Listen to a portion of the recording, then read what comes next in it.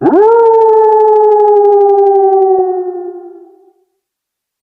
storm had raged for 3 endless nights, tearing through the Oregon wilderness with a fury that felt almost alive. Jonas Keene, a battle-scarred veteran who thought he had already endured the worst life could offer, stumbled through the mud, with lungs burning and vision blurred. His heart pounded with one terrifying truth. Atlas, his German shepherd, and Luna, his husky, were gone. The only family he had left had vanished into the storm, and the silence of the forest pressed on him like a cruel reminder that he was truly alone. But just as despair was about to crush him, 2 shadows emerged from the mist. Atlas's sharp bark cut through the air, Luna's howl echoed like a summons, and together they pulled Jonas toward a narrow path no map had ever marked. Every instinct screamed for him to turn back, yet something in their urgent eyes forced him forward. The forest opened to reveal an unbelievable sight: a colossal, metallic wing jutting from a hidden canyon lake, a war machine that had been buried and forgotten for decades. A shocking secret, entombed in silence, now stirred beneath their feet. Today, we're not just telling a story, we're stepping into it. Join veteran Jonas Keene and his loyal dogs Atlas and Luna as they uncover a terrifying secret hidden for nearly a century. Before we dive deeper, please support us by subscribing to the channel. It helps us bring more untold stories like this to light. And tell us in the comments, where are you watching from tonight?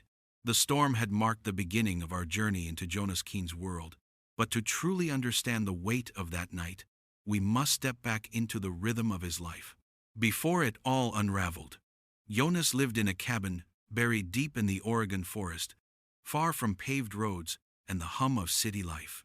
The cabin was small, its walls weathered and darkened by decades of rain, its roof patched again and again with the stubborn patience of a man who had long since stopped expecting anyone else to help. From the outside it looked abandoned, just another forgotten remnant of a life lived too far from society. But inside there was warmth, a flicker of light against the wilderness, and the steady presence of 2 faithful companions: Atlas, the German shepherd, with sharp, watchful eyes, and Luna, the husky, whose piercing blue gaze seemed to hold the quiet wisdom of winter skies. Jonas had come here to disappear, though he never said the words out loud. The war had left him with scars no one could see unless he let them, and Jonas was not the kind of man who let much show. His body still bore the marks: a limp from shrapnel lodged too close to the bone, an ache that woke him at night when the cold sank deep into his joints. But the heavier wounds lived behind his eyes. The sounds of gunfire, the echo of men calling out in desperation, the sudden silence that followed those memories never left him. In the forest, away from people, there was at least some control. No one asked him about medals, no one asked about the men who hadn't made it home. Out here, he was simply another old man among the trees, moving slow but steady, trying to find a measure of peace. Every morning began the same way. Jonas would rise before dawn, the cabin still cloaked in shadows, and stoke the small wood stove until it glowed. Atlas would stir first, shaking his massive body with a low growl that wasn't aggression but a kind of readiness, as if he were always waiting for a command. Luna would follow, stretching luxuriously on the worn rug before trotting over to nose at Jonas's hand. They were his rhythm, his routine, his reminder that life continued even when the ghosts of the past pressed in. The bond between man and dogs wasn't the ordinary sort of companionship. Atlas was vigilant, always alert, his ears twitching at every sound in the forest. He had the bearing of a soldier, and perhaps that was why Jonas felt such kinship with him. It was as if the dog carried the same instinct to stand guard, to protect what mattered, to stay ready, even in the silence. Luna was different. Where Atlas was watchful, she was soothing. Her playful energy, her habit of resting her head in Jonas's lap when the nights grew too long, gave him a sense of balance he hadn't known he needed. Together, the 2 animals filled a space in his life that no human presence could. Jonas had never been one to talk much, but he spoke to Atlas and Luna. Not in the way people chatter to fill silence, but in the low, steady tone of a man who had spent years giving orders and now gave trust. "Easy girl," he'd murmur when Luna grew restless. "Watch close, boy," he'd say when Atlas bristled at movement in the trees. And they listened. They responded not just to words, but to the current of his moods, the shifts in his breathing, the quiet nights when he sat too still. In those moments, Atlas would lean against his leg, a silent shield, while Luna's steady gaze anchored him in the present. The forest around them was both sanctuary and prison. The mist rolled through like a living thing, draping itself over the pines and swallowing the horizon. It was beautiful in its solitude, but it was also relentless, pressing down on him with the same weight as his memories. Jonas often sat on the porch at dusk, his rifle resting by the door, out of habit, more than need, and watched the light fade through the trees. The quiet was what he had chosen, but quiet is dangerous for a man with too many memories. Sometimes the silence cracked open, and the past came roaring back.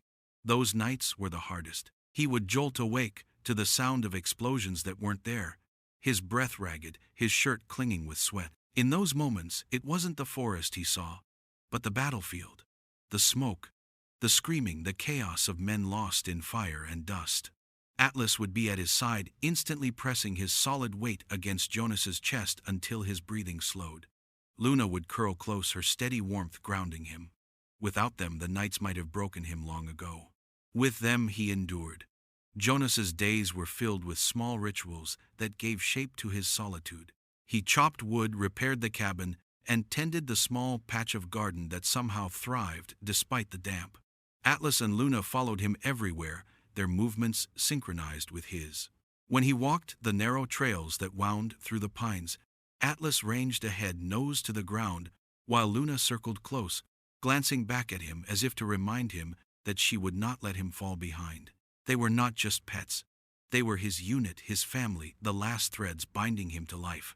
And yet beneath this fragile routine, there was always a restlessness.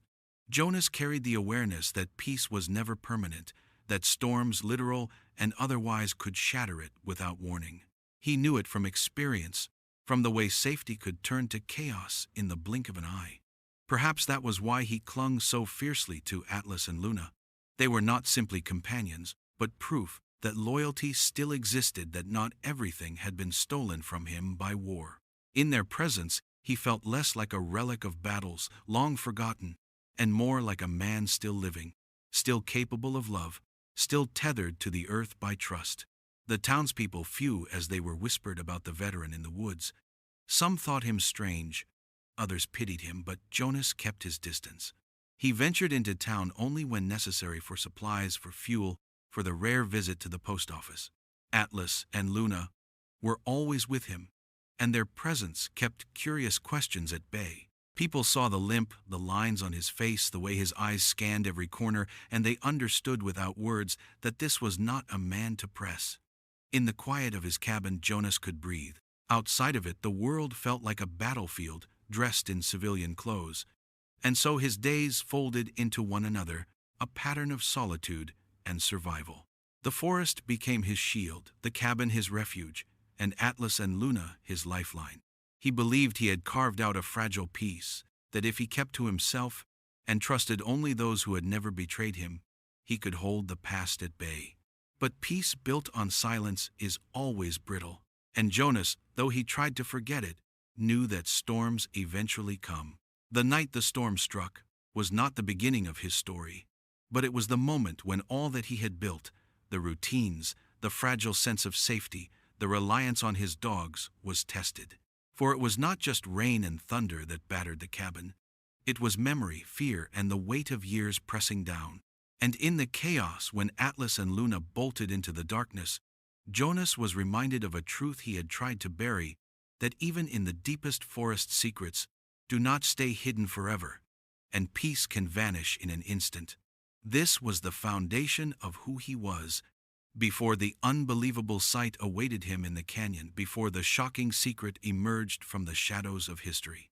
To understand what came next, one must understand Jonas Keene, not as a soldier or a recluse, but as a man bound to two loyal dogs who carried his fractured world in their steady hearts. The forest had become Jonas Keen's refuge, but refuges are fragile when storms rise. It began with the subtle shift of the air, the way the sky lost its muted gray calm and darkened into something bruised and violent. Jonas had seen storms before. This was Oregon, after all, but there was something in the heaviness of the atmosphere that unsettled even him. Atlas stiffened first, ears pricked, nose twitching toward the horizon. Luna gave a low, uneasy whine and pressed closer to Jonas's leg. He told himself it was only weather, but a soldier learns to trust signs, and every instinct whispered that this storm carried more than rain. By nightfall, the wind tore through the pines like artillery fire. The cabin shuddered, with each gust its old timbers groaning under the assault. Jonas secured what he could, fastening shutters, tightening latches, but the storm had its own command. Rain hammered the roof, water forced its way under the door, and thunder cracked so loud it rattled the bones in his chest. Inside, Atlas paced with restless energy, his claws clicking across the wood floor. Luna's tail tucked under her body, her normally calm blue eyes wide with panic. Jonas knelt, resting a steadying hand on each of them. "It's just noise," he said in that low voice he used to calm young men in battlefields far away. "We're safe here." But then the lightning struck, blinding white, followed by a detonation of thunder that seemed to split the heavens. A massive branch slammed against the roof with a shuddering crash. In that instant, instinct overpowered loyalty. Atlas lunged toward the door, Luna right behind him. Jonas reached out, fingers brushing fur for a heartbeat, but the weight of panic was stronger than his grip. They burst through the door into the storm's chaos, swallowed by sheets of rain and the roar of the wind. Atlas, Luna. His voice was raw, ripped from his throat, but the storm devoured it. Jonas shoved his way into his slicker, grabbed his flashlight, and plunged after them. The rain was needles against his skin, the mud sucking at his boots. Branches whipped his face, roots clawed at his ankles, yet he drove forward with one thought: to find them. The limp in his leg screamed with every step, a reminder of wounds from another battlefield. But he refused to stop. His dogs were out there alone and terrified. He would not fail them. That night bled into the next day. The storm raged without mercy, turning the forest floor into a swamp of fallen limbs and sucking muck. Jonas called their names until his voice broke into hoarse whispers.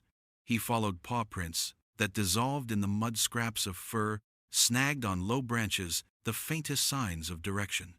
Each time he thought he was close, the trail vanished into nothing.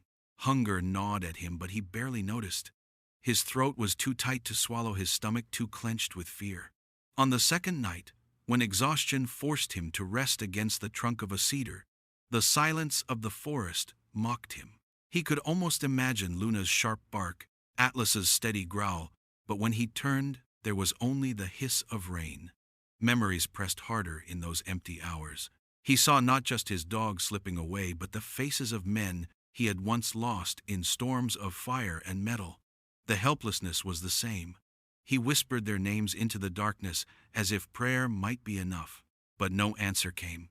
By the third day, his body staggered under the weight of despair. His clothes were soaked through his boots, waterlogged, every step a battle against the sucking mire. His hands shook with fatigue, his leg flared with every step, and still he searched. He tore through undergrowth, scraped his arms raw against bark, dragged himself over slick boulders. When the sun broke briefly through the clouds, it only revealed how much of the forest was still left to cover. Each hour chipped away at hope, until only a hollow ache remained. Jonas sank against a moss-covered trunk, his body refusing another step. He let his flashlight drop into the mud and closed his eyes. His lips formed their names again, Atlas, Luna, but it was no longer a call. It was a broken prayer. He thought of the cabin without them, of the silence pressing heavier than any storm. He thought of how loyalty had been his last anchor, and now even that was slipping away. His chest tightened with the finality of it. He bowed his head, rainwater dripping from the brim of his hat, and let despair settle in. Then it came. A sound so faint he thought it a trick of memory. A single bark carried across the soaked air. Jonas's head snapped up, his heart pounding so hard it felt like it might crack his ribs. He held his breath, listening, afraid that the silence would return and prove him a fool. But then it came again, sharper, closer. A bark followed by the deep familiar howl that could only belong to Luna. Hope surged through him like fire in frozen veins. He staggered to his feet, muscles screaming, and lurched toward the sound. His eyes caught the flash of silver and black fur darting through the ferns, then another form bounding beside it. Atlas, mud-caked, but whole, broke through the underbrush. Luna's coat was tangled and wet, her eyes bright with urgency. They collided into him. Atlas, pressing his weight against his chest. Luna leaping up to lick his face, their bodies trembling with joy and relief. For a long moment, Jonas could only hold them, burying his face in damp fur, his arms wrapped around the only family he had left. His breath came ragged, half sob, half laughter, as if disbelief and relief had fused together. He had them back. Against the storm, against despair, they had found him. But their reunion was not the end. As Jonas steadied himself, expecting them to lead him home, Atlas pulled away. The German shepherd stood at the edge of the clearing, ears pricked tail, rigid, his amber eyes fixed on something unseen. Luna followed, glancing back at Jonas, with a sharp bark that was not playful but insistent. They weren't guiding him to safety. They were urging him deeper into the forest, down a path he had never walked. Jonas hesitated, only for a moment. He should turn back. He was cold, soaked, and exhausted, his body begging for rest. But the bond between man and dogs was a language beyond reason. Atlas barked again, low and urgent, and Luna's blue eyes seemed to plead, "Trust us." And so, leaning on a strength he thought he had spent, Jonas followed. The mud clung to his boots, the forest closed around him, but with every step his heart beat with something fierce and alive. Despair had been broken. In its place was a new and rising fire, confusion, curiosity, and a sense that his dogs had led him not just back from loss, but toward something far greater. Atlas moved with certainty, Luna circling at his side, guiding Jonas deeper into the unknown. And though he did not yet know what waited in the shadows of that canyon, he felt the truth of it settle deep in his bones. The storm had not only torn apart his fragile peace, it had opened a door to a secret hidden for decades, and his dogs had chosen him to step through it. Jonas followed where Atlas and Luna led, the storm's echoes, still heavy in his ears, but fading now into the hush of dripping trees and the squelch of his boots against sodden earth. The forest seemed to shift around him, every fern and moss-slicked trunk holding its breath. Atlas moved like a phantom through the underbrush, never hesitating, his nose fixed on a scent Jonas could not perceive. Luna glanced back often, her pale eyes bright with insistence, as if urging him not to falter. Jonas's exhaustion hung like a chain around his neck, yet their urgency pulled him forward, one aching step at a time. The terrain grew unfamiliar. He had lived in these woods for years, knew the common trails and the deer paths, the ridges where mist clung longest, and the gullies that flooded with rain. But this place was new, sealed away, hidden. They came to a steep drop, where a wall of tangled vines and roots masked the rock face. At first it looked impassable, but Atlas slipped into a narrow fissure almost invisible from above. Jonas shoved branches aside, the wet greenery slapping against his face, and squeezed into the hidden passage. Luna brushed past him, her fur cold and damp against his leg, guiding him deeper. The descent was treacherous. The ground angled sharply down, slick with mud and loose stone. Jonas caught himself against roots, his old injury flaring with sharp pain, but he clenched his jaw and kept going. The air grew cooler, heavier, until suddenly the forest noise vanished. He stepped out from the chute of rock into a wide canyon floor. The silence was profound, broken only by water dripping from mossy ledges and echoing into the stillness. Sunlight filtered in narrow shafts, pale and cathedral-like painting, the gloom with fractured gold. It was then that Jonas's eyes caught the line. At first he thought it a fallen log, its surface straight against the tangled chaos of stone and root. But it was too clean, too perfect. His heart gave a slow, heavy thud. He moved closer, boots sinking into soft earth, and saw the moss-draped outline of a wing.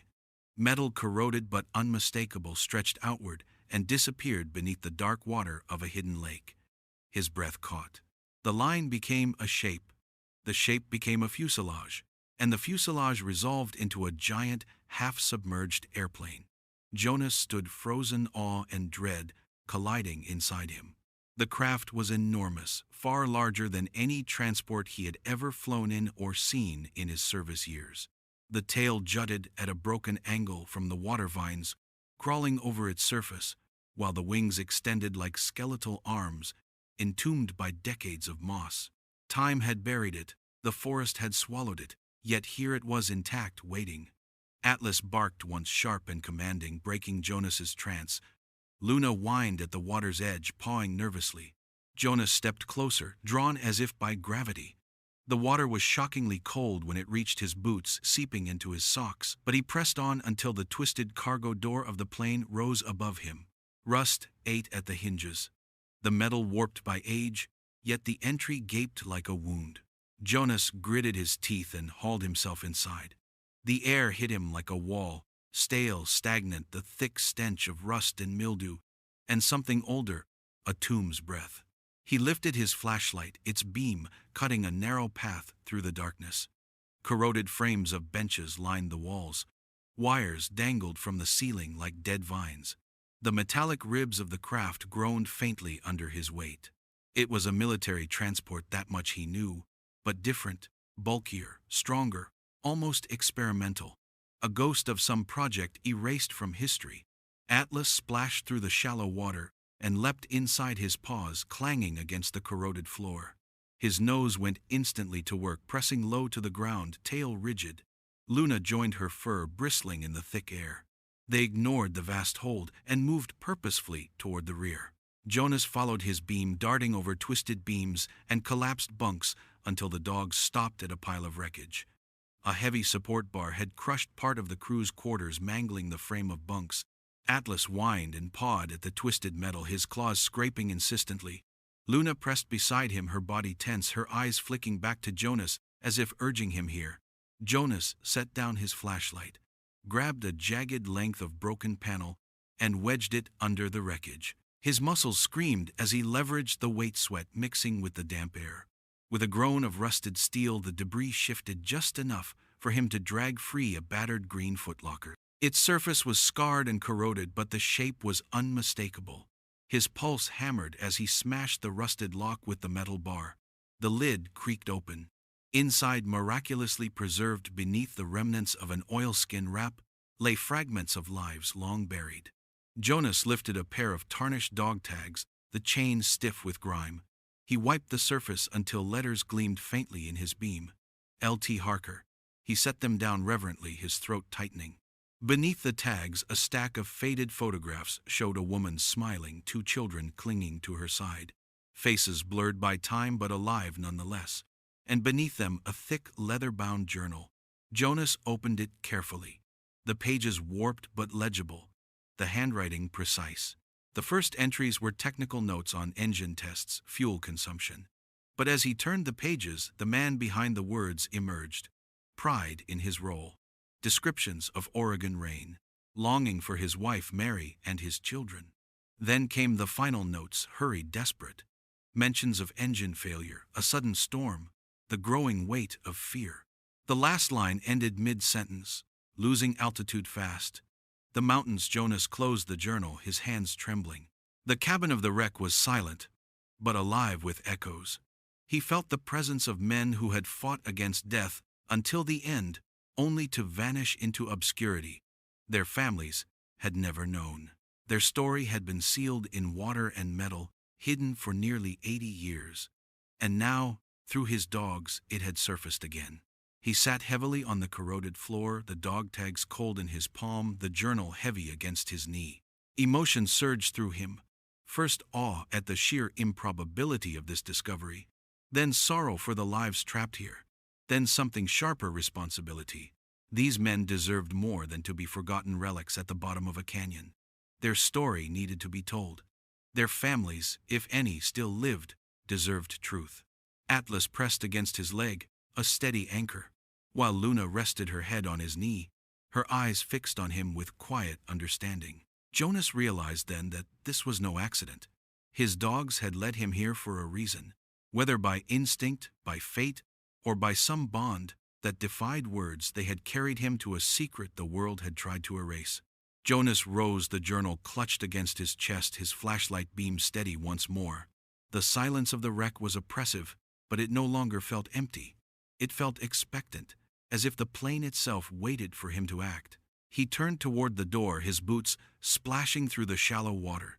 The weight of what he carried pressed on him harder than any weapon he had ever borne. This was more than history. It was truth long hidden, and now it rested in his hands. When he stepped back into the canyon air, the sky above was clearing. Shafts of late sun pierced the mist, lighting the surface of the dark lake in shimmering gold. Jonas stood at the water's edge, Atlas and Luna at his side, and looked back at the half-submerged Leviathan. A chill traced his spine. The forest had hidden this machine for generations, but now the secret was his, and with it came a certainty that his quiet life was over. The discovery was not just unbelievable, it was a burden, a responsibility. And Jonas Keene, who had spent years hiding from the world, felt the old weight of duty settle across his shoulders once again. He knew the story could not stay buried, not for him, not for the families waiting in silence, not for history itself. And as he turned toward the forest path, his dog's close at heel, he also knew something darker. Secrets like this never stay in the light without someone trying to drag them back into the shadows. Jonas returned to the cabin with the weight of the journal pressed against his chest. The photographs and dog tags laid carefully in a pouch he'd fashioned from oilskin. The forest, that had once felt like a shield, now seemed to lean in on him, whispering secrets that didn't belong to him alone. Atlas patted at his side ears, twitching at every sound, while Luna stayed close, brushing against his leg, as if to remind him that he wasn't walking back into solitude. He knew what he had found couldn't stay buried. The question was how long it would take before someone, or something, came looking. That night, with the journal open on the rough-hewn table, Jonas read by the light of a single lantern. He pored over every entry, every mention of coordinates and coded names. It wasn't just a record of a doomed crew. It was evidence of a mission erased from history, an experiment that had vanished without a trace. His soldier's instincts warned him anything erased that thoroughly was meant to stay that way. He could almost hear the words echoing from the canyon walls. Dangerous forces would awaken. Sleep didn't come. The rain had eased into a drizzle, but the silence outside was sharp, predatory. Jonas's hand kept straying to the old rifle propped by the door. When he did drift into half-consciousness, Atlas's low growl snapped him awake. Luna's ears flicked toward the window, her body tense. In the morning, Jonas found tire tracks in the mud along the old logging road leading to his cabin. He hadn't heard the vehicle, but it had been there, watching. He couldn't keep it to himself. Not entirely. He needed to know if the world had any memory left of what he'd uncovered. Using the battered laptop he rarely touched, Jonas logged onto the weak satellite connection and joined a military history forum he'd stumbled on years earlier. He posted carefully a vague description of a downed World War II transport, unusual insignia, dog tags marked LT Harker. He uploaded a single cropped photo of a rusted instrument panel, making sure it gave away nothing about the location. Then, he waited, the hum of the laptop fan filling the silence. The replies came faster than he expected. Some dismissed him as a hoaxer. Others debated markings and rivet placements. But one message stood out, calm and precise. A historian named Dr. Evelyn Reed. She spoke of whispers she'd chased her whole career, rumors of an experimental project, a long-range transport called Albatross, that vanished in the Pacific Northwest in 1944. She asked him to share more, promised discretion, and warned that the find was of immense historical significance. Hope flickered, but it died just as quickly. More messages arrived, accounts with no history, their tone cold and commanding. Provide coordinates immediately. This is government property. Another darker. Walk away, and forget what you saw. For your own good. Jonas felt the old chill crawl down his spine. The enemy was faceless, but not absent. They had seen him. They were already moving. 2 days later, the black sedan arrived. Jonas heard it before he saw it, the low hum of an engine rolling up the muddy track no one ever used. Atlas bristled instantly, his hackles raised a growl vibrating through his chest. Luna pressed close to Jonas, her blue eyes fixed on the door. Jonas stepped out onto the porch before the knock could come. The men wore suits too crisp for the wilderness, their leather shoes sinking in the mud. One was tall and broad-shouldered, the other leaner with eyes that never stopped moving. Arthur Keene, the tall one, asked smoothly, his voice polished and practiced. "We're with the Department of Historical Records and Preservation. We understand you may have come across an item of significance." Jonas studied them with the cold gaze of a soldier who had seen too many predators in polite clothing. Their jackets hung just stiff enough to hide equipment at their hips. Their stance flanked him without looking like it. These weren't archivists. They were threats. He said nothing. Atlas stepped forward, teeth bared. Luna's lips curled back in silent warning. "Your dog seems agitated," the second agent remarked. "He doesn't like liars," Jonas replied flatly. The exchange ended with veiled threats disguised as polite requests. They left when it was clear he wouldn't yield, but Jonas knew they would be back. Not in suits, not with empty hands. That night he packed the journal, the dog tags, and the photographs into a waterproof satchel. He slept with the rifle across his lap, and Atlas and Luna on either side, their ears twitching at every sound. At dawn, the inevitable came. Jonas heard them before he saw them, boots sloshing through wet earth, clipped orders carried on the breeze. Through the crack in the shutters, he saw 4 men in tactical gear, fanning out around the cabin, rifles at the ready. The suits had been the warning. This was the cleanup crew. The soldier in Jonas woke without hesitation. He checked the satchel, tightened the strap across his chest, and whispered to the dogs, "Stay close. Stay sharp." Atlas's body quivered with restrained energy. Luna's eyes burned with focus. Jonas slipped out the back, moving low and silent into the trees. The cabin would be searched, maybe burned, but he wasn't going to be inside when they came. For hours, it was a game of survival. Jonas moved with a speed and stealth he thought he had lost years ago, using every trick drilled into him on battlefields continents away. Atlas scouted ahead, circling back with soft signals of danger. Luna flanked her movements, weaving like smoke through the undergrowth. The men hunted with precision, their radios crackling in clipped tones. But the forest was Jonas's ally. He used terrain, water, silence, and the instinct of a man who had spent his life slipping death's grasp. Eventually, he returned to the wreck. It was the only place that mattered now. Inside the cockpit, Atlas pressed against a panel, pawing and whining. Jonas ran his fingers along the bulkhead until he found a seam nearly invisible. With a grunt, he pried it open, revealing a hidden compartment.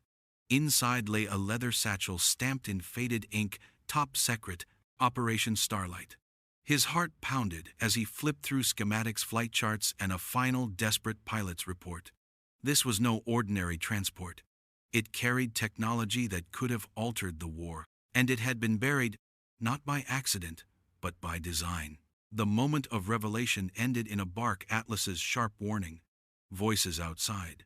Jonas shoved the satchel into his pack, his mind snapping into combat clarity. He rigged a crude trap with cables and a jagged sheet of metal, buying himself seconds.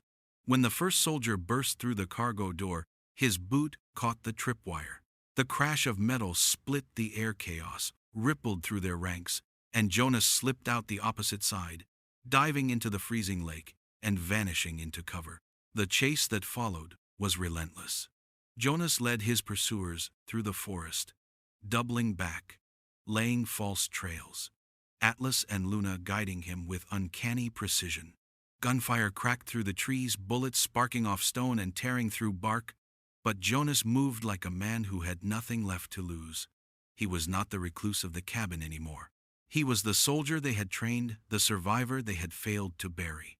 Days later, when he emerged in a small mountain town, He carried not only the journal and dog tags, but the satchel of documents. Dr. Reed met him there, her eyes widening as she leafed through the evidence. Together with her contacts in the Air Force Museum and sympathetic journalists, they dragged the secret into the light. The canyon filled not with shadows but with engineers, historians, and cameras. Helicopters groaned as they lifted the albatross from its watery tomb, sunlight glinting off its corroded frame for the first time since 1944. But even as the plane rose, the black sedans returned. Agents appeared with folders of injunctions, citing national security waving official-looking orders. Dr. Reed stood firm, her voice steady, her legal team at her side. Cameras turned toward the confrontation, stripping the agents of the secrecy they relied on. Their power crumbled under the weight of public scrutiny. Jonas watched from the ridge, Atlas and Luna at his side, as the truth was wrestled out of the shadows and into history. For Jonas, it was not triumph in the way the world saw it. It was something quieter, more personal. He had unearthed the story of men who had vanished without honor and returned it to their families. He had faced forces that wanted silence and had refused to bend.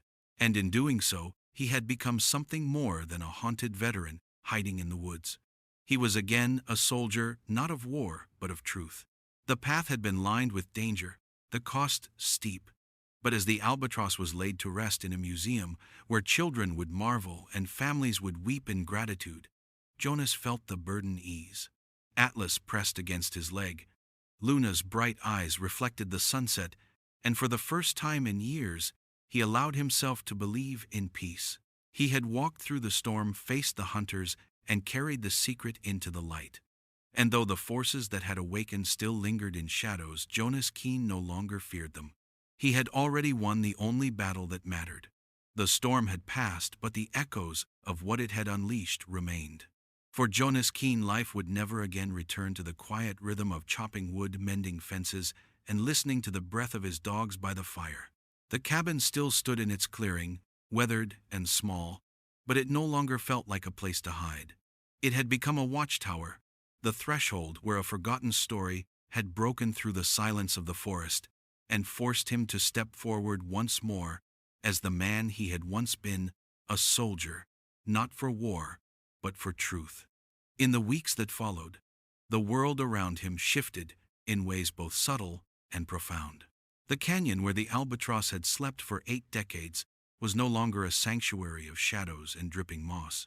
It was alive with men and women, in hard hats and uniforms, historians scribbling notes, cameras capturing every angle of the rising wreck. Where once there had been only still water and silence, now there was the heavy thrum of helicopters lifting steel, the voices of experts marveling at what had been hidden, and the unmistakable crackle of history reawakening.